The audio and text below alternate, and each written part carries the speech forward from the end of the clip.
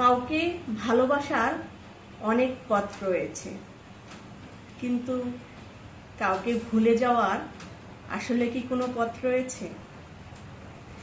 এরকম একটি উক্তি আমার কিংবা আমাদের অনেকের প্রিয় অভিনেতা হুমায়ুন ফরিদীর কথা।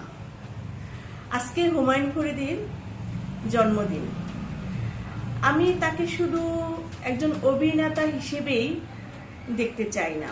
মানে অভিনেতা বলতে আমরা যা বুঝি, আসলেই তার যে জ্ঞান গম্ভীরতা, ব্যক্তি জীবনে যে চর্চা এবং মানুষের সম্পর্কে তার যে ধারণা, জীবন সম্পর্কে তার যে ধারণা, সেটা আমাদের অনেকের অনুপ্রেরণা হয়ে থাকে। হুমায়ুন ফরিদীর প্রতিটি ডায়লগ এটি মানুষের মনে এখনো দাগ কাটে। বিশেষ করে আমরা নারীরা অনেকেই তাকে প্রেমিক পুরুষ হিসেবেই আখ্যায়িত করি।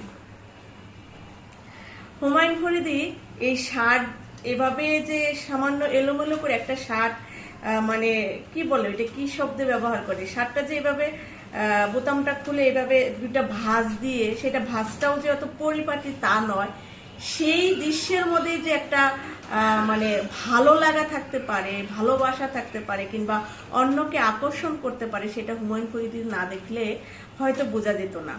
এখন বিষয়টা হলো, এটা কি শুধু ওই শার্টের ভাঁজের ভেতরে প্রেম? না, আপনার প্রেমটা কখন জন্ম নেয়? কারণ এর পূর্বেই তার প্রতি তার ব্যক্তিত্ব, তার চালচলন, তার কথা বলার স্টাইল, বাক্য শৈলী, তার যে শব্দ, প্রতিটি আপনার মনকে কেড়ে নিয়েছে। এরপরে আপনি তার অগোছালো চুলকে ভালোবেসেছেন, আপনি তার চোখের অবয়বকে ভালোবেসেছেন, আপনি তার ওই যে শার্টের এটাকে কি বলে, শার্টের হাতা, ওইটাকে ভাঁজ করাকে ভালোবেসেছেন। কিন্তু তার আগে তার ব্যক্তিত্ব, তার অবয়ব, তার কথা বলার স্টাইলকে আপনার ভালোবাসতে হয়েছে। এমন একজন মানুষের আজকে জন্মদিন। আসলে অভিনয় জগতের অনেক রাজনীতি আছে, অভিনয় জগতে অনেক আলাপ আছে, অনেক ব্যাখ্যা আছে, শিল্প সাহিত্য সংস্কৃতির এগুলো অনেক চিন্তার জায়গা থেকে কথা বলতে হয়। কিন্তু আজকের এই দিনে আসলে আমি অনেক বেশি ব্যাখ্যা বিশ্লেষণ কিংবা অনেক